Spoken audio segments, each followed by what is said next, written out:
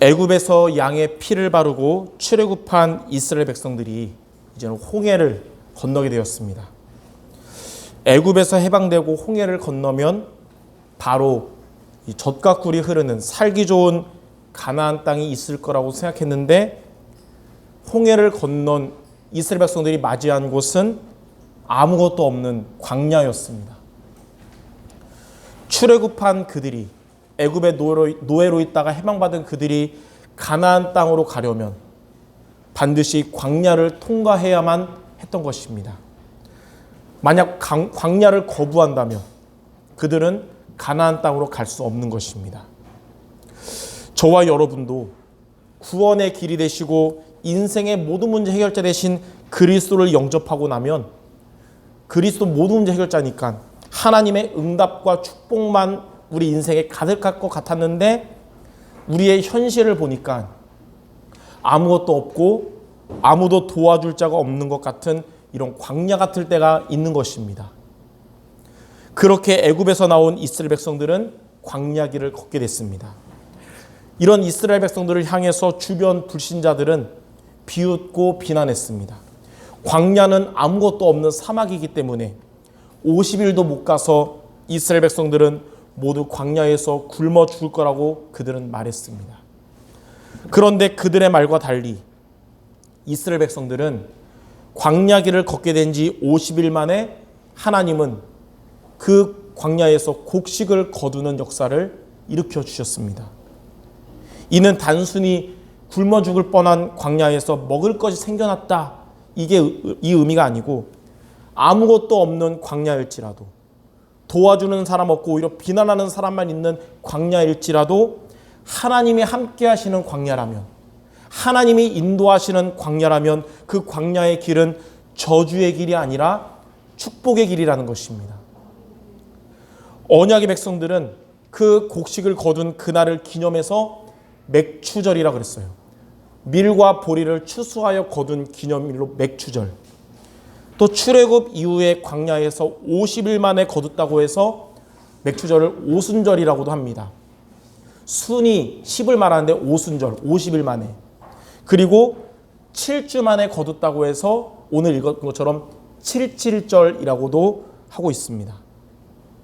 우리가 항상 기억하고 붙잡아야 될 새 절기, 유월절, 또 맥추절, 수장절, 이 언약 모두 중요하지만 그 중에 가장, 세 가지 중에 제일 중요한 것이 성도 여러분들에게 어떤 날일까요? 힌트 주자면 뒤에 써 있습니다. 유월절, 맥추절, 수장절 중에 어떤 날이 제일 중요하냐면 맥추절이 제일 중요합니다. 맥추절. 네, 맥추절.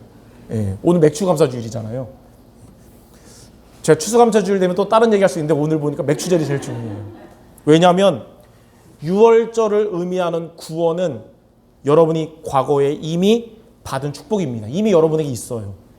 그리고 수장절을 의미하는 세계복음화와 천국은 미래에 앞으로 우리가 받을 축복이에요.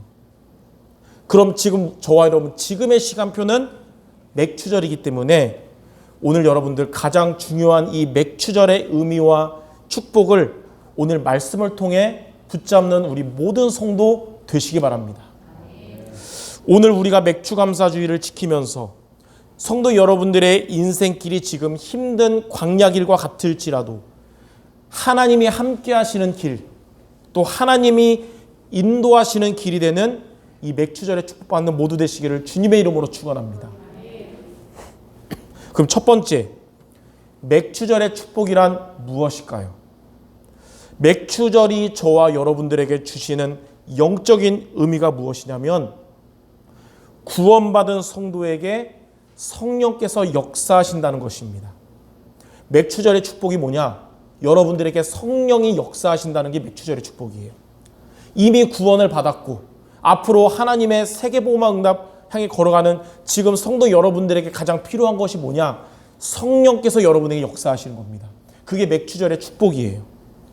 아무리 기름지고 큰 땅이라고 할지라도 성령의 역사가 없다면 그곳은 무너질 바벨탑과 같은 것이고 멸망할 소돔과 고모라 같은 곳입니다.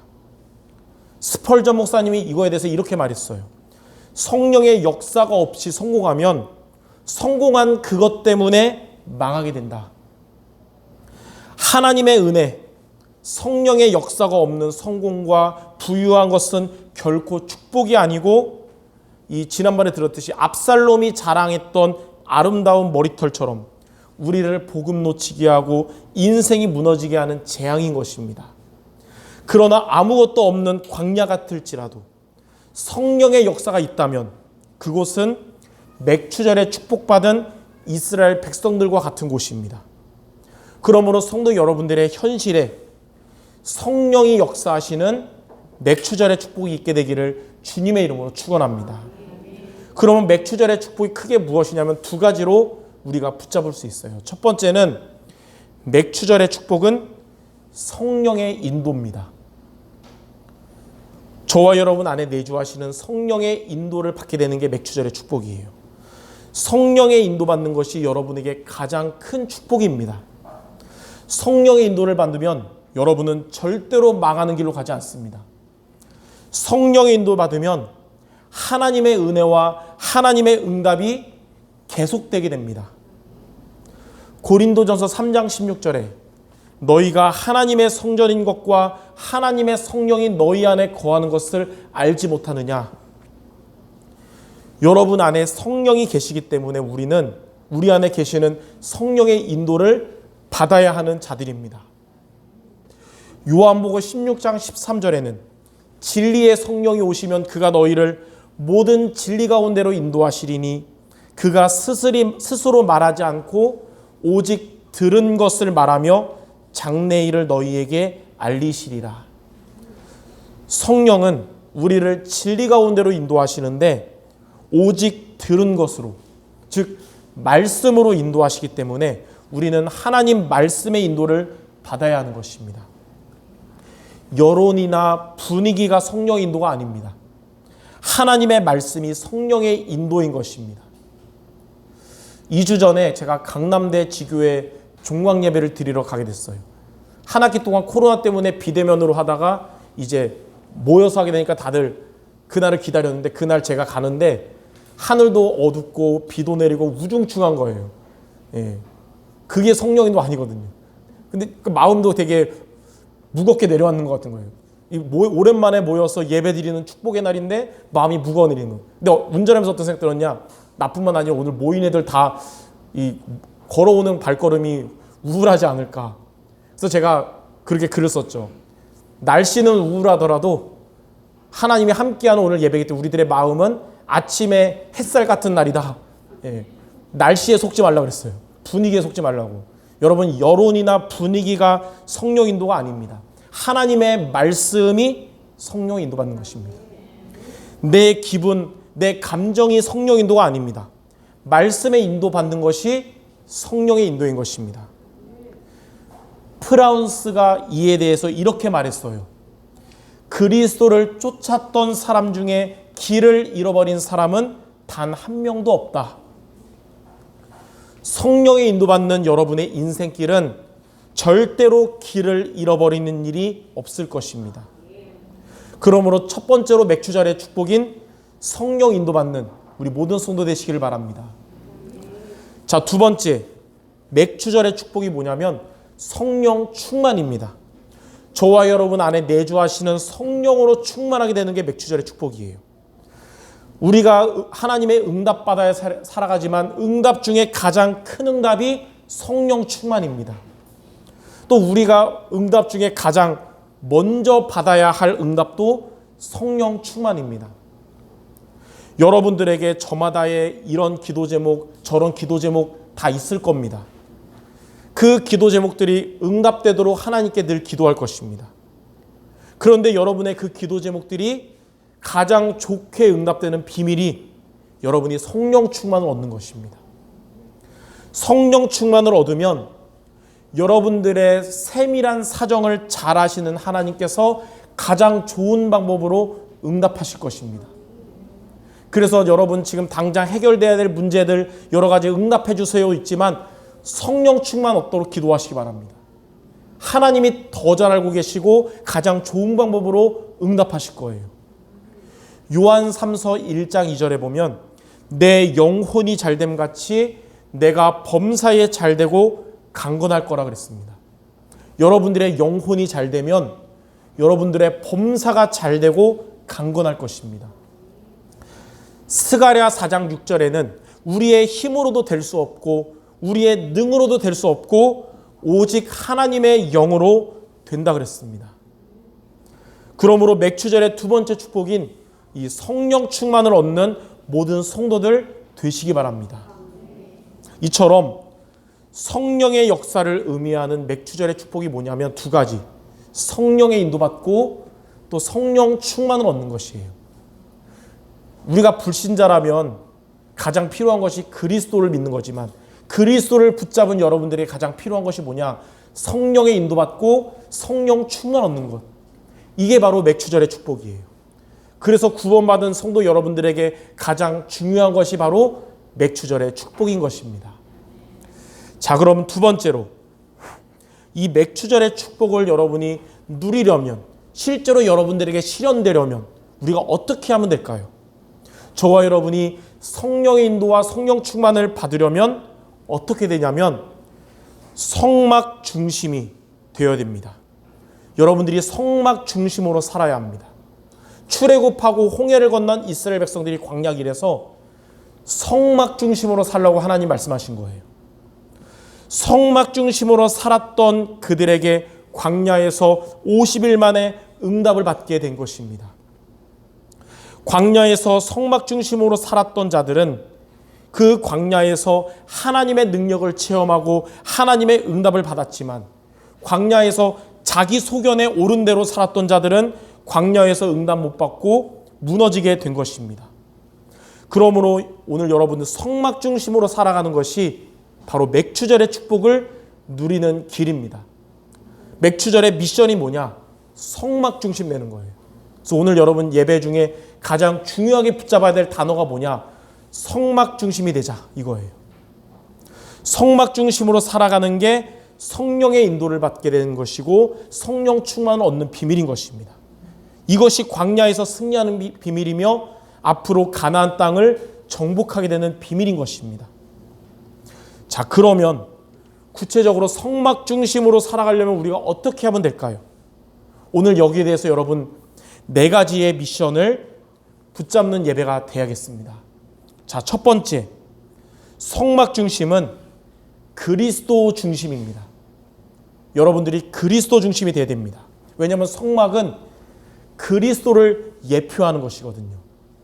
성막 안에 보면 예전에 제가 그 PPT로 보여준 적이 있는데 떡상이 있고 등잔대가 있고 분향단이 있고 휘장이 있는데 이 모든 것이 다 그리스도를 설명하는 예표하는 것들이에요. 떡상은 인간의 모습으로 오신 그리스도의 성육신, 이거를 우리에게 알려주는 것이고 등잔대는 세상을 비추시는 빛 대신 그리스도, 이걸 우리에게 알려주는 거예요. 분향단은 뭐냐? 중보자 역할을 하시는 그리스도를 의미하고 휘장은 그리스도의 몸을 의미합니다. 예수님이 십자가에서 다 이루었다 하신 그 시간에 성소와 지성소를 맡고 있던 휘장이 갈라진 거예요. 예수님의 몸이 찢기고 피 흘려 죽음으로써 하나님 만날 수 없었던 우리가 하나님을 만나게 된 것을 의미한 것입니다. 하나님은 이스라엘 백성들이 가나안 땅에 들어가기 전에 먼저 그리스도 중심 되게 하도록 성막 중심으로 살게 하신 겁니다. 그러면 저와 여러분이 어떻게 하면 그리스도 중심으로 살 수 있을까요? 여기 대해서 하나님은 우리에게 이사야 40장 8절에 이렇게 말씀하십니다. 풀은 마르고 꽃은 시드나 우리 하나님의 말씀은 영원히 서리라. 모든 육체는 들의 풀과 같고 모든 아름다움은 들의 꽃과 같지만 이렇게 풀은 마르고 꽃은 시드나 하나님의 말씀은 영원히 선다 그랬습니다. 그래서 여러분들은 이렇게 지나가는 것에 인생을 들이지 말고 영원한 것에 여러분의 인생을 드리기 바랍니다. 그 영원한 게 바로 그리스도예요. 그리스도의 인생을 드린 자는 결코 길을 잃지 않을 것입니다. 그리스도 위에 인생의 집을 짓는 자는 비바람이 와도 결코 무너지지 않을 것입니다. 그리스도 안에 있으면 인생의 수고하고 무거운 짐으로부터 벗어나게 될 것입니다. 그리스도 안에 있으면 포도나무에 붙어있는 가지처럼 여러분들이 인생의 꽃을 피우고 열매를 맺게 될 것입니다. 그래서 물질, 성공, 또 내 자존심, 내 감정 등 지나가는 것에 인생을 들이지 말고 영원한 언약 되시는 그리스도의 인생을 드리는 성도 모두 되시기 바랍니다. 그게 바로 그리스도 중심, 성막 중심으로 사는 것이며, 이러한 여러분들에게 여러분이 성령 인도받게 되고 하나님 여러분에게 성령 충만 얻게 되는 맥추절의 축복을 받는 비밀입니다. 자, 두 번째, 성막 중심이란 교회 중심입니다. 그래서 여러분들 교회 중심이 되어야 됩니다. 성막이 교회거든요. 교회는 하나님이 나에게 주신 천명, 소명, 사명이기 때문에 교회 중심되는 성도가 되어야 되는 것입니다. 하나님은 교회 중심의 성도를 축복하시며 귀하게 쓰십니다. 사도행전 20장 28절에 여러분은 자기를 위하여 또는 온 양떼를 위하여 삼가라. 성령이 그들 가운데 여러분을 감독자로 삼고 하나님이 자기 피로 사신 교회를 보살피게 하셨느니라. 그리스도께서 자기의 피로 사신 교회에서 강단의 말씀을 따라가며 교회를 사랑하고 교회 살리는 성도가 참된 제자요 성막 중심이며 하나님이 가장 기뻐하시는 성도인 것입니다. 느헤미야서 1장에 보면 이 느헤미야가 바벨론에 포로로 간 이후에 포로였지만 그곳에서 능력을 인정받아서 높은 관직을 얻게 됐는데 소식을 들었어요. 멸망한 유대 나라의 예배당인 성전이 모두 불타서 없어졌다는 말을 듣고 며칠 동안 슬퍼하며 금식하며 하나님께 기도했습니다. 하나님, 우상을 섬겼던, 언약을 놓쳤던 우리 민족의 죄를 용서하시고 다시 언약을 붙잡는 민족이 되게 하시며 이 언약을 붙잡고 예배드리는 성전이 회복되게 하옵소서. 며칠 동안 금식하며 기도한 거예요. 그러던 중에 그의 근심 가득한 표정을 본 바벨론 왕 아닥사스다는 느헤미야에게 물어봤습니다. 느헤미야야, 너가 예전에는 왕 앞에서는 수심이 없었는데 지금 너가 병이 없고 이 왕 앞인데도 불구하고 너의 이 수심 가득한 표정을 감출 수 없음은 반드시 지금 내 마음에 근심이 있기 때문인데 그게 뭐냐 물어본 거예요. 느헤미야는 왕에게 마음 깊은 곳에 있는 이유를 말했습니다. 저는 이곳에 포로로 왔지만 왕의 은혜를 입어 이렇게 높은 관직에 오르게 됐고 편하게 살게 됐지만 저의 고국에 하나님께 예배하는 성전이 불타 없었다는 말을 들었기 때문입니다. 그때 아닥사스다 왕은 그 왕에게 하나님께서 역사하셨어요. 하나님은 왕을 통해서 느헤미야에게 성전 건축에 필요한 모든 재료를 제공하면서 다시 성전과 성벽을 재건하라는 명령을 내리신 것입니다. 이렇게 교회를 사랑한 한 사람의 중직자를 통해서 하나님은 교회가 회복되는 큰 기적을 베풀었듯이 우리 성도 여러분들이 교회를 사랑하며 교회를 놓고 기도하는 한 사람이 된다면 하나님은 여러분을 통해 우리 교회가 수원과 화성 지역 살리고 세계복음화하는 축복된 교회가 되게 하실 것입니다. 성도 여러분들에게 하나님이 더 원하시는 게 바로 여러분이 그리스도와 교회 중심의 제자가 되는 것입니다. 왜냐하면 그것이 바로 맥추절의 축복을 받는 비밀인 성막 중심이기 때문입니다. 그러므로 여러분 모두가 그리스도가 중심되고 교회가 중심되는 성도 모두 되시기를 주님의 이름으로 축원합니다. 자, 그러면 우리가 그리스도 중심, 교회 중심 되게 하는 방법이 또 두 가지가 있어요. 그게 세 번째입니다. 바로 예배 중심. 그래서 성막 중심은 예배 중심이라는 거예요. 이스라엘 백성들은 그 광야에 있는 동안에 안식일마다 성막에서 제사장을 통해서 피제사를 드렸고 모세에게 하나님의 말씀을 듣고 붙잡았습니다.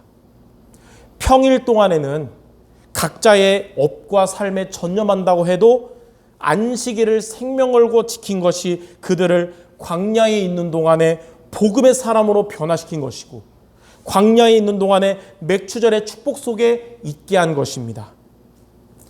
여러분들의 삶이 다양한 일들과 또 문제, 사건 등으로 정신없고 바빠질지라도 여러분의 삶의 제1의 우선순위가 주일 예배 승리가 되시기를 바랍니다. 교회 중심 되는 것에서 가장 먼저 되는 게 뭐냐? 교회 예배 승리하는 것입니다. 오늘 이 자리에 모여서 예배드리는 성도 여러분들에게 하나님은 반드시 맥추절의 축복을 이루어 주실 것입니다. 미국의 유명한 목사님이었던 포저라는 분은 이렇게 말씀하셨어요.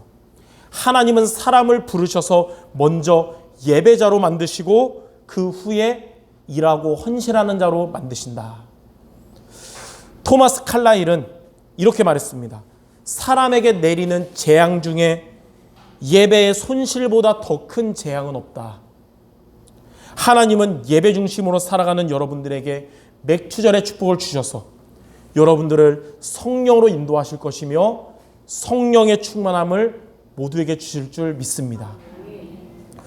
자, 네 번째로 성막 중심이 뭐냐면 기도 중심이 되는 것입니다. 우리가 예배 드릴 때나 정시기도가 되어질 때는 여러분들 영적 상태가 성령 충만한 영적 썸이 되지만 현장에서 바쁠 때 또는 살다가 보면 열받을 때 아니면 세상적인 것, 육신적인 것에 빠져 있을 때는 우리의 영적 상태가 황폐해지게 됩니다.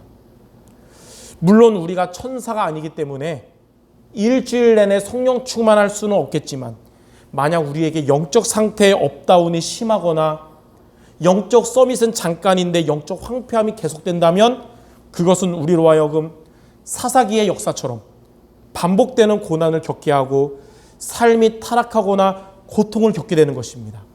그래서 여러분들 날마다 기도 중심이 되어야 되는 것입니다. 우리가 매일 5분이라도 주신 말씀으로 힘을 얻는 기도 시간을 갖는다면 우리의 오래된 영적 문제와 사탄이 속이는 통로가 사라지게 될 것입니다. 우리가 매일 기도 중심이 된다면 영적 상태의 업다운이 커진 것이 치유될 것이며 반복되는 고난으로부터 벗어날 것입니다.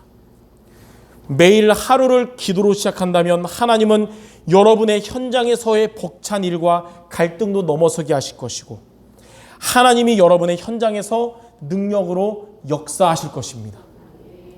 오늘 여러분이 예배를 통해 주신 강단 말씀 붙잡고 여러분이 매일매일 기도에 승리한다면 성도 여러분들의 현장에는 하나님이 맥추절의 축복을 이루어질 줄 믿습니다.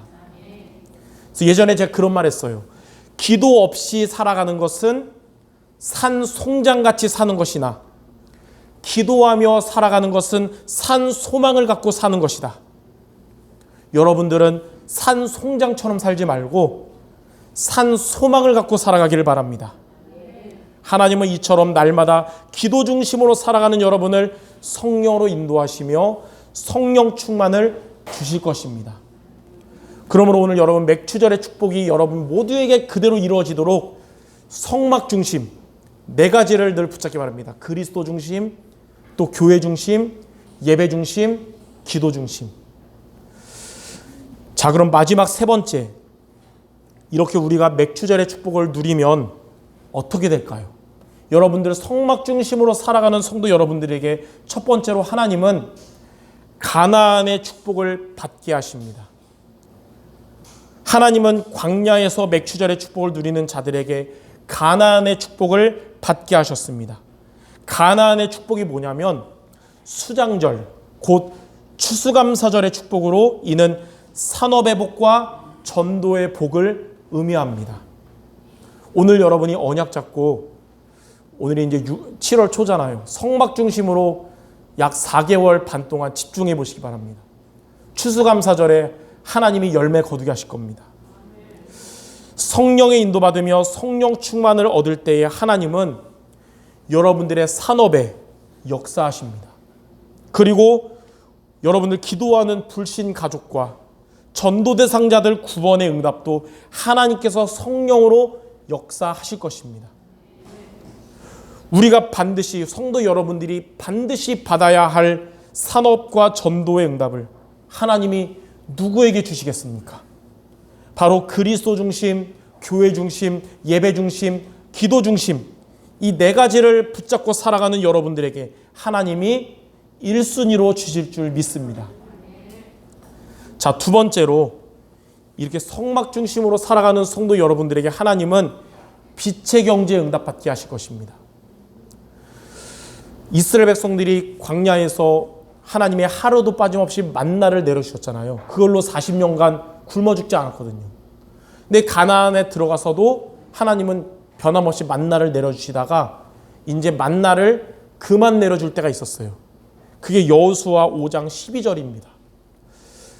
여호수아 5장 12절에 이렇게 나와 있어요. 또 그 땅의 소산물을 먹은 다음 날에, 그러니까 가나안 땅에 와서 소산물을 먹은 다음 날에 만나가 그쳤으니 이스라엘 사람들이 다시는 만나를 얻지 못하였고 그 해에 가나안 땅의 소출을 먹었더라.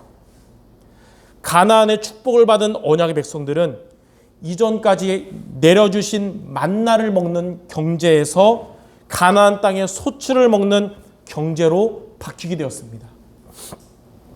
만나 경제는 뭐냐면 광야에서 하나님의 은혜로 살아남는 경제입니다.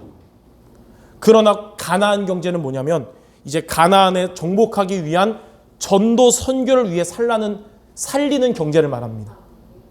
그러니까 살아남는 경제에서 이제는 살리는 경제 응답으로 바뀐 것입니다. 초대교회 성도들도 처음에는 가난했고 하나님의 은혜로 살아남는 만나 경제였지만 사도행전 2장에 성령의 인도와 성령 충만을 받으면서 그들의 경제는 변화가 됐어요. 로마서 16장에 전도 선교 위에서 살리는 경제가 된 것입니다. 이처럼 이전까지는 살아남는 경제 생활했던 성도 여러분에게 하나님은 앞으로 살리는 경제 축복을 주실 것입니다. 주의 은혜로 굶어 죽지 않고 살아남았던 여러분이었다면 이제는 여러분 올해 말씀 우리 교회 메시지처럼 전도자의 보호자, 동역자, 식주인, 사랑받는 자, 인정받는 자, 이런 로마서 16장의 제자의 응답을 하나님이 주실 줄 믿습니다. 그래서 옆 사람에게 우리 중요하니까 성취될 이 축복의 말을 합시다. 이렇게 말하기 바랍니다. 살아남는 경제에서 살리는 경제로 바뀔 것입니다.